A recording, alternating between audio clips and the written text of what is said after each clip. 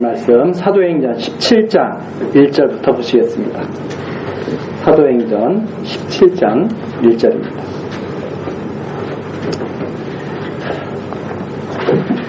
저희가 암비볼리와 아볼로니아에 아로 다녀가 데살로니가에 이르니 거기 유대인의 회당이 있는지라 바울이 자기의 규례대로 저희에게로 들어가서 새 안식일에 성경을 가지고 강론하며 뜻을 풀어 그리스도가 해를 받고 죽은 자 가운데서 다시 살아나야 할 것을 증명하고 이르되 내가 너희에게 전하는 이 예수가 곧 그리스도라 하니 그 중에 어떤 사람 곧 경건한 헬라인의 큰 무리와 적지 않은 귀부인도 권함을 받고 바울과 실라를 쫓으나 그러나 유대인들은 시기하여 저자의 어떤 괴악한 사람들을 데리고 때를 지어 성을 소동케 하여 야손의 집에 달려들어 저희를 백성에게 끌어내려고 찾았으나 발견치 못하매 야손과 및 형제를 끌고 읍장들 앞에 가서 소리질러 가로되 천하를 어지럽게 하던 이 사람들이 여기도 이름에 야손이 드렸도다. 이 사람들이 다 가이사의 명을 거역하여 말하되 다른 임금 곧 예수라 하는 이가 있다 하더이다 하니 무리와 읍장들이 이 말을 듣고 소동하여 야손과 그 나머지 사람들에게 보호를 받고 놓으니라. 9절까지 내용입니다. 이제 16장 이제 마게도냐로 이르러서 루디아 빌립보에 이르러서 루디아와 만나게 하시고 그리고 또 간수의 집이 구원받게 하시는 그런 내용들을 우리가 이제 살펴봤습니다. 이 17장 내용은 이제 거기에서 떠나서 데살로니가에 이제 이르게 되는데 데살로니가는 바로 이제 좀 더 아래쪽으로 이렇게 이동한 지역이죠. 그 데살로니가 지역에 이르러서 있었던 일입니다. 바울이 2절에 보니까 자기의 규례대로 그러니까 항상 하던 대로 이 말입니다. 항상 하던 대로 저희에게 들어가서 새 안식일 그러니까 안식일을 3번 지난 거죠. 그래서 새 안식일에 성경을 가지고 강론했다. 성경 바울이 항상 하던 대로 자기의 규례대로 그러니까 항상 하던 대로 강론을 하는데 이렇게 강론을 한 거죠. 어떻게 강론을 한 거냐면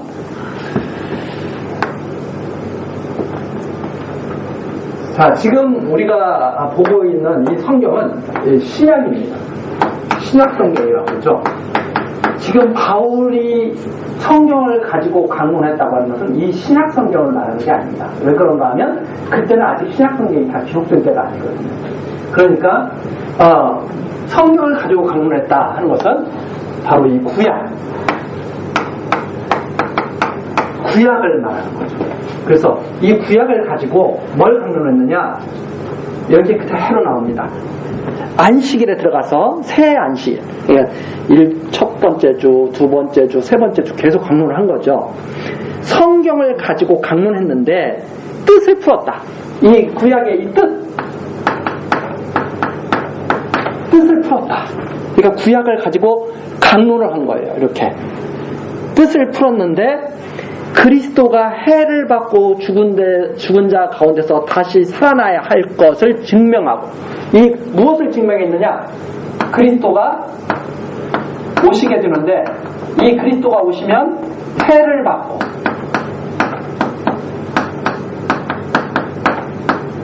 그 다음에 어떻게 될 것이 증명되어 있느냐?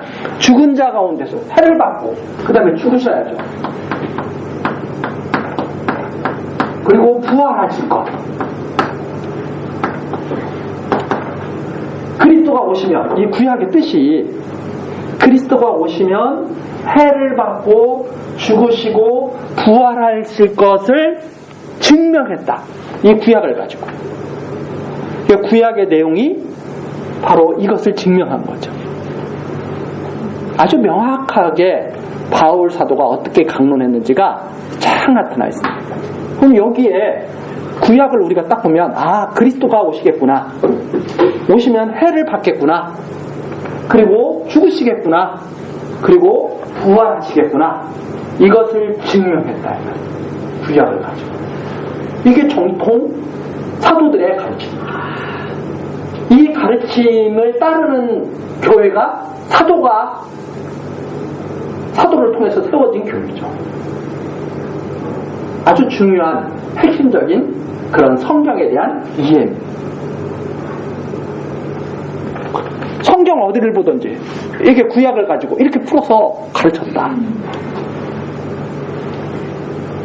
이렇게 가르치지 않으면 핀트가 초점이 어긋나 있는 거죠. 자, 그래서 우리가 이런 왜 초등학교 때 보면은 태양빛을 받아가지고 렌즈를 통해서 종이를 불태우는 그런 실험을 하잖아요. 그래서 초점이 쫙 모이게 되면 이렇게 렌즈를 통해서 이렇게 쫙 해가지고 하나의 초점이 이렇게 쫙 모이게 되면 여기에서 엄청난 일이 발생하죠. 그러면 종이가 막 타오르기 시작한다 이 말이에요. 그때 이렇게 이런 역사가, 놀라운 역사가 이루어지려면 어떻게 해야 되냐면 초점이 쫙 모여야 되거든요. 렌즈를 통해서. 태양빛을 쫙 받아서 이 렌즈를 통해서 초점이 쫙 모여야 되는 거죠. 이때 힘이 생기는 거죠. 이렇게 해야. 마치 이것이 초점을 쫙 모으는 거죠.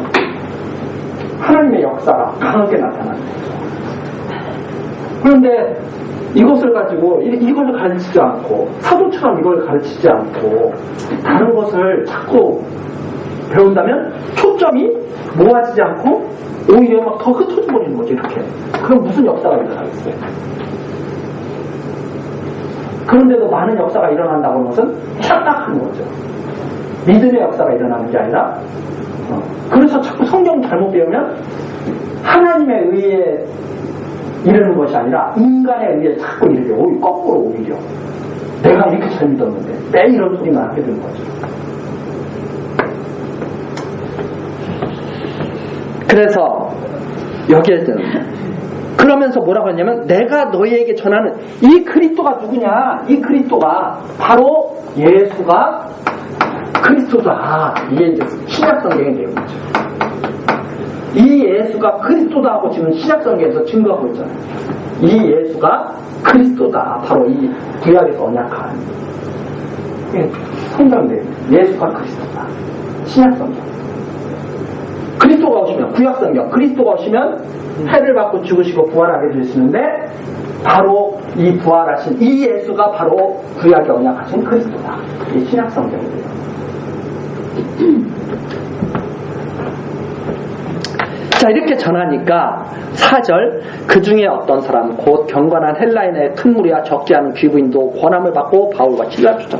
그랬더니 이걸 받아들이는 사람들은 믿게 되고 이걸 받아들이지 않는 사람들은 핍박을 하게 되는 거죠. 그것이 바로 5절입니다.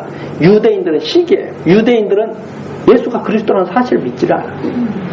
그래가지고 유대인들은 시기를 해서 저자, 시장 바닥에서 괴악한 사람들, 소위 말하는 지금으로 말하자면 깡패들. 자, 깡패들.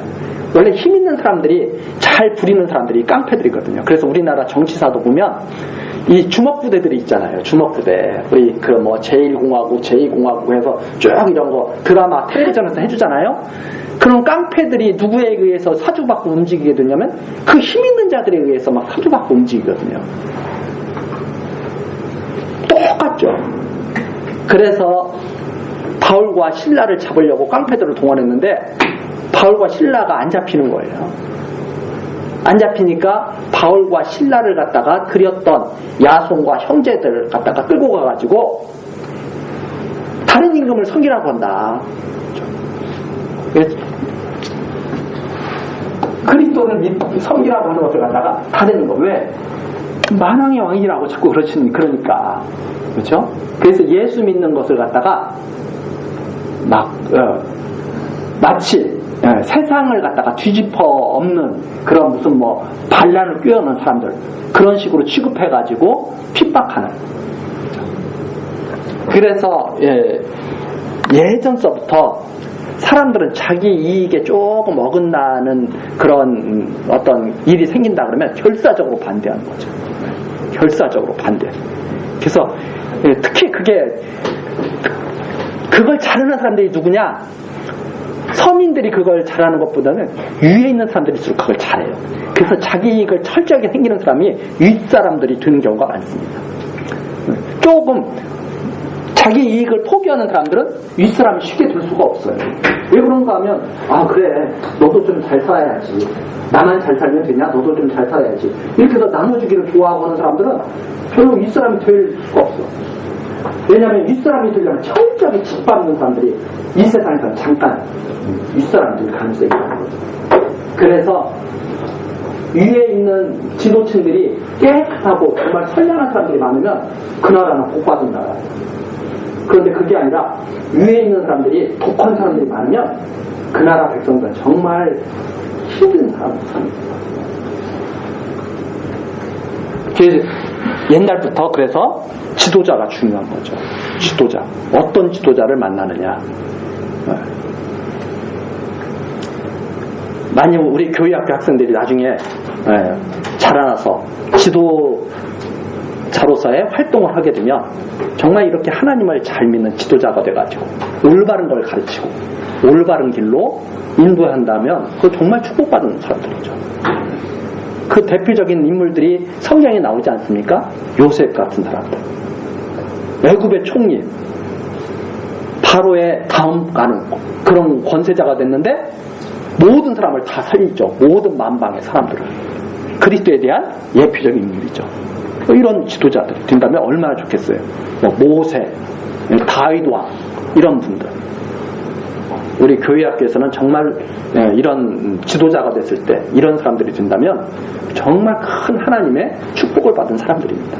어쨌든 자, 그렇게 해가지고 이제 바울이 핍박을 받게 되고 도망가게 된 거죠. 그래서 10절입니다. 밤에 형제들이 곧 바울과 실라를 베레아로 보내니, 그래서 베레아로 바울을 가게 된 거예요. 어떻게 가게 된 거냐면 이걸 전했다고 쫓겨가게 된 거예요. 그리스도가 해를 받고 죽으시고 부활할 것을 성경을 가지고 증거했다고 해서 사람들에게 미움을 받고 쫓겨가게 되는 거죠. 어디로 쫓겨가느냐면 베레아로 쫓겨갑니다. 그런데 베레아로 쫓겨가니까 어떤 일이 생겼느냐 있죠.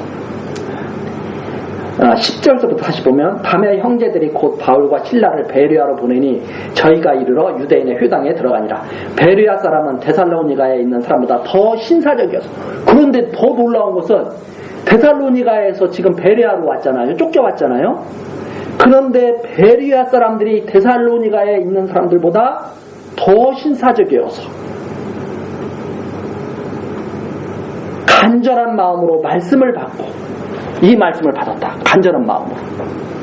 정말 그런가 보다 해서 이것이 그러한가 하여 날마다 성경을 상고함으로, 정말 구약이 그런가, 성경이 그런가, 성경 내용이 정말 이 내용인가 해가지고 날마다 성경을 상고했다. 그래서 우리가 상고했을 때 이 상고라는 그런 의미가 어떤 의미냐면 이제 열심히 그런 살폈다는 말인데, 더 좀 적나라한 표현은 어떤 거냐면 성경을 가지고 매일매일 놀았다 이 말입니다. 즉 그 말이 무슨 말이냐면 성경책을 띄고 산 거예요. 그냥 시간 나면 성경책을 보고, 사람들이 다른 거 막 하고 그럴 때 이 믿는 사람들이 이 성경책을 보면서 계속 정말 그런가 해가지고 성경책을 계속 살핀 거예요. 그랬더니 정말 이런 거예요. 정말 그리스도에 대한 말씀이 가득 차 있는 거예요, 성경에. 그래서 그 중에 믿는 사람이 많고, 또 헬라의 귀부인과 남자가 적지 아니하니. 베레아로 쫓겨갔는데 베레아 사람들이 더 간절하게 이 말씀을 받고 믿는 사람들이 점점 많아졌다. 그래서 베레아로, 겉모습은 베레아로 쫓겨간 것 같지만 실제는 하나님께서 베레아 사람들에게 이 말씀을 전하도록 역사하신 거죠. 그래서 사람들이 보는 것과 성경의 그 내면에 흐르고 있는 것은 전혀 시각이 다릅니다. 쫓겨갔구나, 바울 사도가 힘없어서 쫓겨갔구나, 이렇게 사람들은 생각할 수 있지만 성경은 뭐라고 있느냐, 바울 사도가 쫓겨간 게 아니라 성령의 역사가 이렇게 일어난 것이다. 이렇게 말씀을 하신 거죠. 그런데 13절입니다. 데살로니가에 있는 유대인들이 바울이 하나님 말씀을 베레아에서도 전하는 줄 알고 거기도 가서 무리를 움직여 소동케 하거나, 근데 거기 가서 또 쫓아와서 못 살게 구는 거죠. 형제들이 곧 바울을 내어 보내어 바다까지 가게 하되 실라와 디모데는 아직 거기 유하더라. 너무나 급하니까 바울은 이제 또 떠나야 되죠. 그래서 바울을 내어 보내서 바다까지 바울을 갖다가 안전하게 피신을 시키는데 실라와 디모데는 아직 거기까지 바울과 함께하지 못했습니다. 그런데 15절, 바울을 인도하는 사람들이 데리고 아덴까지 이르러 바울에게서 실라와 디모데를 자기에게로 속히 오게 하라는 명을 받고 떠나니라. 그래서 어디까지 바울을 데리고 가느냐면 아덴까지 데려가죠. 아덴, 지금으로 말하자면 아테네, 마게도냐 지역의 아테네까지 바울을 데리고 가게 됩니다. 이것이 바로 성령께서 인도하시는 길이었죠. 왜? 바울 사도는 비두니아 쪽으로 가고자 했는데 마게도냐로 성령께서 마게도냐로 가게 하셔서 이렇게 아덴까지 이르게 하셨는데, 어떻게 이르게 하셨느냐? 쫓겨다니면서. 그런데 그 쫓겨다니는 곳마다 복음을 전하게 되고 성경을 풀어서 그리스도가 해를 받고 죽으시고 부활할 것을 갖다가 전하게 하시고 그걸 믿게 하심으로 성령이 역사하신 것을 증거하시는 내용이 바로 여기까지의 내용입니다. 우리 다음 시간 16절 아덴에서 이제 어떤 일이 있는지 같이 또 살펴보도록 하시겠습니다. 기도하시겠습니다. 하나님 아버지, 오늘도 우리 교회 학교를 지켜주셔서 이렇게 한자리에 모여 하나님의 말씀을 듣게 하신